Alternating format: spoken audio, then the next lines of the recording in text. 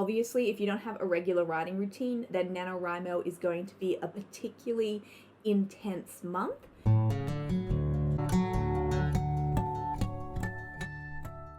Hi everyone, and welcome back to my channel. My name is Tara East. I'm a writer, blogger, YouTuber, and the author of the mystery novel Every Time He Dies. And in this week's video, I want to give you a little pep talk to keep you going through to the end of NaNoWriMo. So obviously, for those who aren't aware, NaNoWriMo is National Novel Writing Month.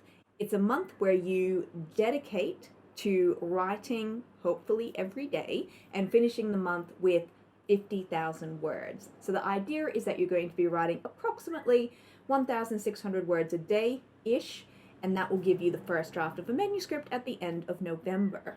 So obviously, if you don't have an existing writing routine before you start NaNoWriMo, this month can be a good mixture of novelty, challenge, but also hardship, because you don't have the stamina, perhaps, of consistently writing every day and consistently writing what is actually a pretty significant word count every day. So here is a little bit of advice to get you through to the end of NaNoWriMo.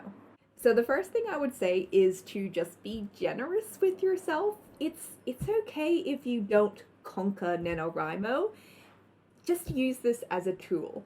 If you approach NaNoWriMo with the attitude of, I'm going to try my best and I'm going to try to write as much as I can and do as many words as I can in a session, at the end of this month, you will still likely have many more words under your belt than you would have at any other typical month. So just have a little bit of kindness toward yourself around this. Obviously, if you don't have a regular writing routine, then NaNoWriMo is going to be a particularly intense month.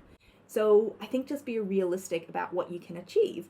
And the other thing to remember is you don't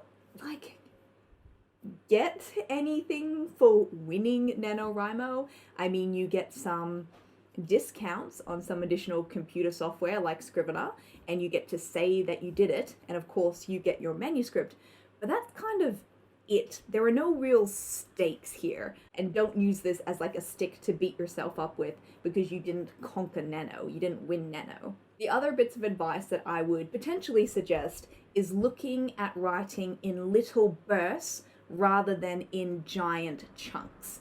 So for most of us, we have really busy schedules. If you don't write every day, it's probably because it does not easily fit into your schedule because you have other responsibilities.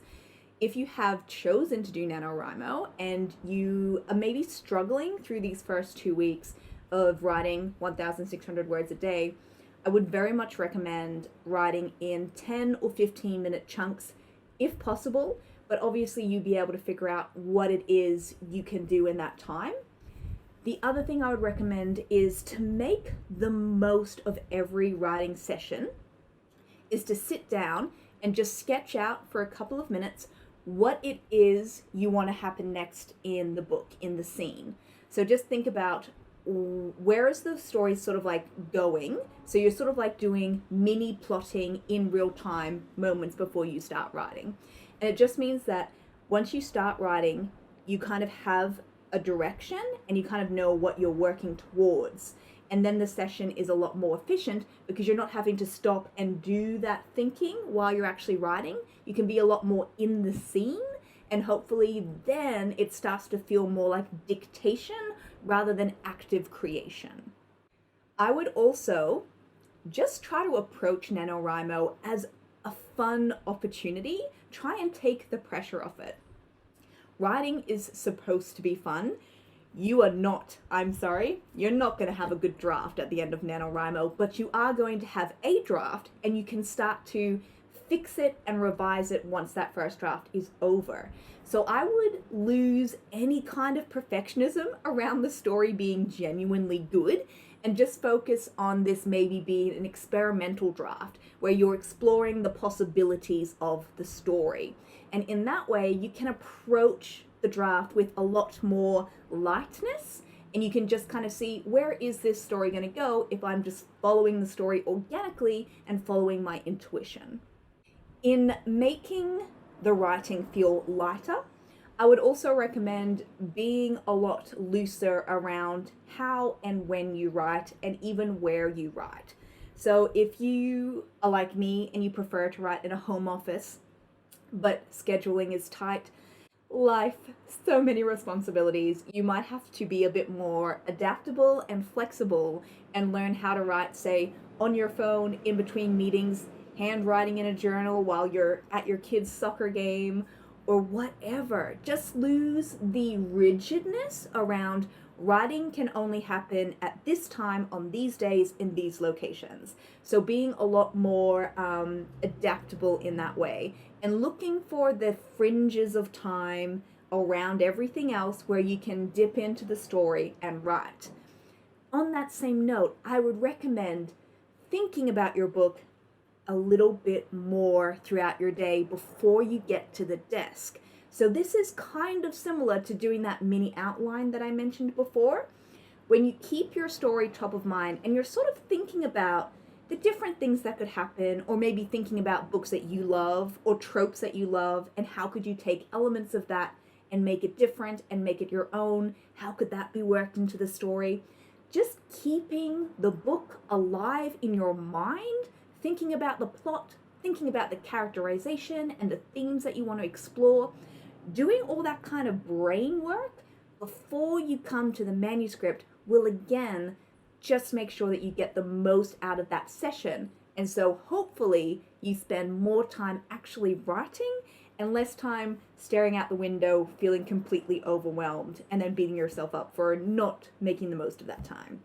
The final piece of writing advice that I have, and this isn't going to be relevant to everybody, but when you're trying to do this kind of intense writing in a really short period of time, I recommend also trying to top up the creative well by actively reading as much as you can. So for some people, this can be challenging because they don't want to get someone else's voice in their head. For some people, it's really supportive because in reading, you are actively seeing how story is put together.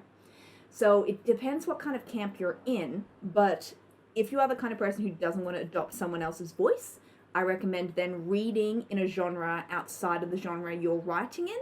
Or if you're writing fiction, read nonfiction. If you're reading nonfiction, read fiction, that sort of thing.